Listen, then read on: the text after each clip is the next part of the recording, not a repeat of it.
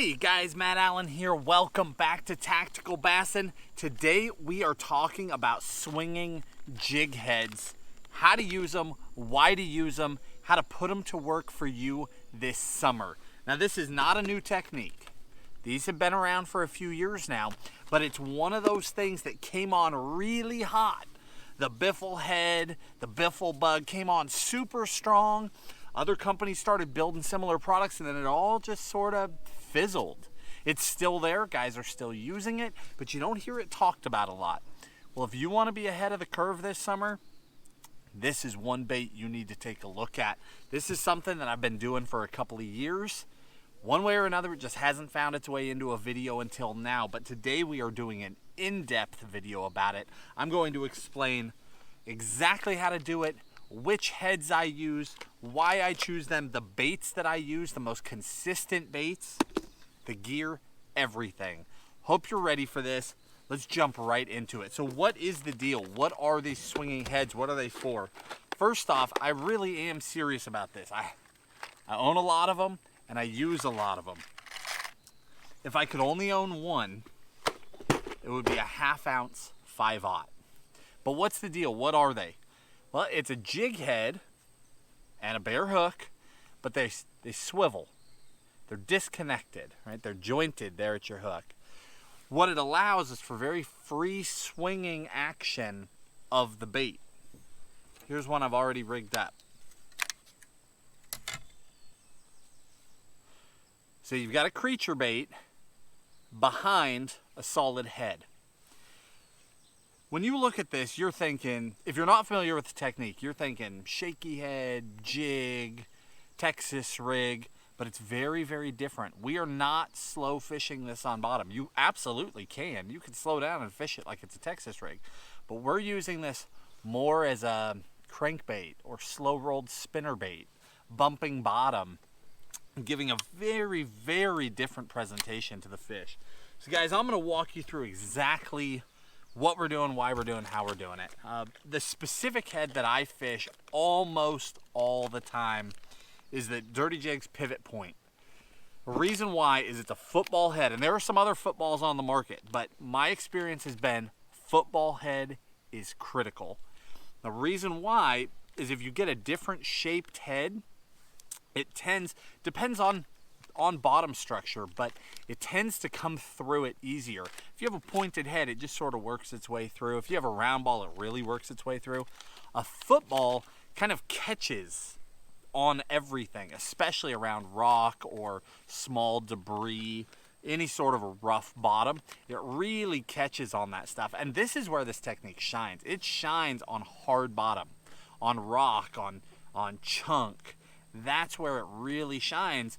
And combined with that football head, you get a ton of deflection and a ton of movement out of that bait. So all you do is you throw that thing out there, you let it hit bottom, and you literally just start a slow to medium retrieve. Depending on how deep you're going to fish, you adjust your weight, 3/8, half, 3/4, so that you can maintain that steady retrieve and still be right on the bottom, because I want that thing just above bottom and just clipping, just bumping, and every time it bumps it kind of deflects and kicks a little bit. Very, very different than anything else we do, but I'm telling you, it works and it does get some big bites. If you want to get ahead of the curve, this is something you need to be looking at. So bait wise, let's start with baits. Baits, I've found basically 4 different baits to be the most consistent, and I just sort of roll through them. It's gonna be Reaction Innovations Beaver, just the basic beaver. You separate the tails, of course, because you want movement out of this thing. And you rig that on that guy, and you just bump it along. It has very, very little movement. The whole body will move every time it deflects, but you don't have a lot of tail movement. This is the most subtle of the baits I've thrown. When the fish are really, really picky, that's when I've done the best with the beaver. The second one is going to be a Rage Bug. Now, one thing I'll tell you guys is I've tried a ton of trailers. As soon as I get a trailer with too much action, stops working. So keep that in mind. Really, these 4 are my best options. Second is the Rage Bug. Whew, those Rage Bugs, they're strong, man. Is it coffee scent? Whew, I got a big old whiff of it. So the Rage Bug, very similar to a beaver in profile, but you separate all the appendages. The big claws and even the little tentacles. You separate them all, and each one has a little kick or tail on it. It'll kick on its own. So now it's similar to a beaver, but every appendage has some movement. You get a lot more movement out of that bait. This one's been very consistent. Number 3, if the fish are really aggressive, I want more movement, is going to be the Rage Menace. The Menace, less appendages. It just has tails, but the tails are bigger. And that one, you get good, strong kick out of those 2 tails. So you've got the bait kicking as it's coming through the water, and then every time it bumps something, it deflects one way or the other. Those are the biggest tails. That Rage Menace, those are the biggest tails that I can consistently get bit on. Anything larger than that, it's not happening. And then last but not least, this is my favorite for this technique, is that guy right there. That's the Soozee Craw. And it's an inexpensive bait. But the Soozee Craw, hands down, has been my number 1. 2 big tails, good kick, but it's not exaggerated kick. It's not huge. It's just a good tight kick. The body is all ribbed, and I don't know what it is. Size maybe, but it has been my most consistent. That's my number 1. So, how do we rig them? What do we do with them? Here's a couple quick tips for you. First off, brand I don't care about. I throw it on a handful of different rods, but the lighter weights, the 3/8, especially with a smaller hook, so a 3/8 with a 3/0 or a 4/0, I'm throwing that on a medium to medium heavy 7-footer. There's that little Rage Bug right there. On a little 3/8 4/0. And then if I'm going to 1/2 ounce or 3/4, I stay right around that 7-foot mark. About the longest I've gone is about 7.2. But I go to a heavy, much stouter rod. I mean, much, much stouter rod. The reason for that is that the bite on this particular bait is just a little different. Every once in a while, they'll just crush it, but most of them don't. I'm just swimming that thing along, it's kicking, it's doing its thing, and then all of a sudden it just gets heavy. It's like they come up behind it, they latch onto that thing, and they just turn. That's all it is. They just grab it and turn, and they just wait. Because they eat it funny, because a lot of the time I don't get that thunk, you know, that hard jigs type bite, I find that a lot of times I'm almost behind when they eat it, or at least I feel like I am. So I want to be on them right away. And that's why I'm fishing that shorter than normal rod, because we tell you guys, when you fish a jig, you know, we're fishing longer, more moderate rods.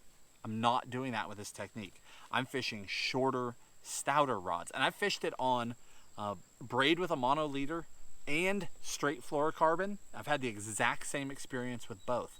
This is one of those rare techniques where I'd say both work great. You know, if you're a fluoro guy, great. If you're a braid and mono guy, great.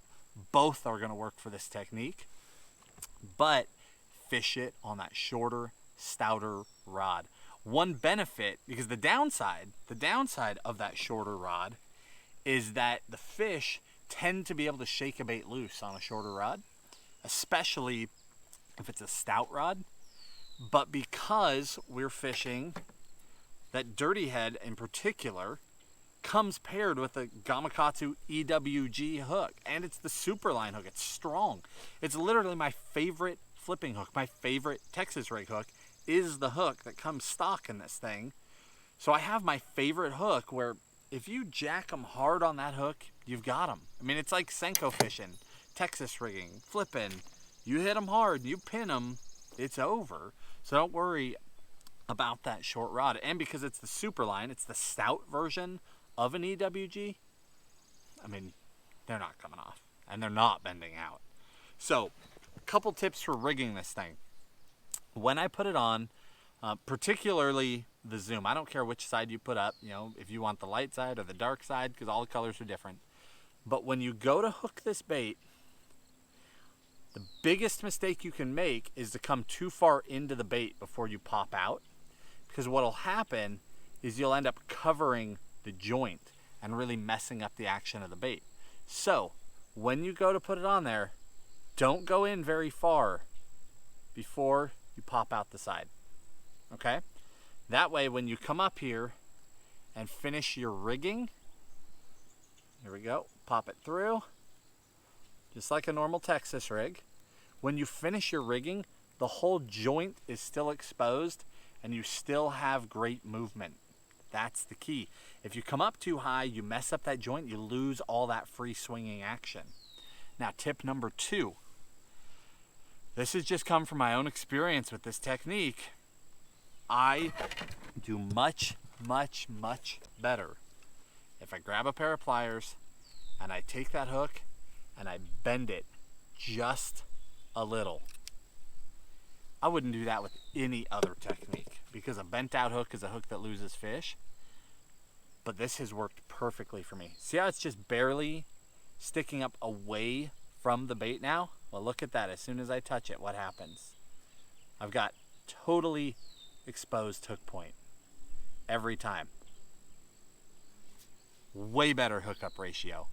I was missing fish where I'd be reeling along and it'd get weird and I'd swing on them and they either wouldn't be there or I'd lose my claws. Because what was happening is with a stock one, in fact, I didn't bend this one yet. Let me show you right here. Oh, except I spiked my braid. Come on. Okay. Take this guy. When I text pose that, see how there's no hook exposure at all? And I really have to collapse hard to get hook exposure. And if you can see the angle, that hook is actually tipped back into that bait. Can you guys see that? It's tipped down. So they really have to get a mouthful of it for you to hook them. Well, I found that by bending up just a little bit, way more of those fish were getting hooked. And the reason why I was losing tails wasn't even that they were short striking. They were just sliding off that bait because it's a strange bite. But as soon as I bend out, great hookup to land ratio. Great conversion rate. Bites turn into hookups, turn into fish in the boat. It works so well. And guys, it's so simple to fish. Again, you just throw it out there, let it hit bottom, and just start rolling. And you'll feel it just ticking and bumping along. And when it gets weird, you hammer that hook set. Don't worry so much about colors, because that's going to change lake to lake to lake to lake. You know, we always throw a lot of watermelon, a lot of green pumpkin. Summertime, you can mix in JuneBug or black and blue. But I know that your fisheries, specific fisheries, have specific colors that shine. So take your normal, either jig colors or normal worm colors, and give it a try. It's a different presentation. You might be out there throwing Kitex out on the ledge, or throwing a paddle tail swim bait out there on the ledge, deep cranking, jigging, shaky at a big worm. This is a different application for that same scenario that just gets them, and it gets good ones. It works. It's been working for years. It's time that you try it, because it is a fading technique. Your friends either don't know about it or have forgotten about it, and it's still working. So give it a try, guys. Get out there on the water, grab a swing head, pair it up with a creature bait, leave that hook just barely exposed, go slow rolling. You're gonna have a blast. Hit that like button, subscribe to the channel. If you guys have questions, put them down there in the comments. Like always, all this gear will be linked down in the video description for you. We appreciate you. Have a good day.